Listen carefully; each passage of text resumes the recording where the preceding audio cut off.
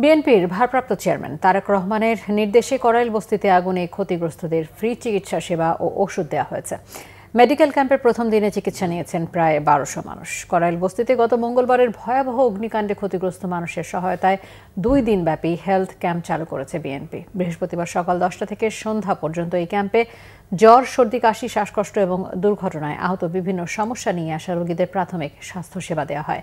বিএনপির স্বাস্থ্য বিষয়ক সম্পাদক ও বাংলাদেশ মেডিকেল বিশ্ববিদ্যালয়ের ইউরোলজি বিভাগের সহযোগী অধ্যাপক ডাক্তার রফিকুল ইসলামের তত্ত্বাবধানে হেলথ ক্যাম্পের প্রথম অংশ করাইল বস্তির এরশাদ মাঠে এবং দ্বিতীয় অংশ ক ব্লকের কবরস্থান গলিতে পরিচালিত হয়।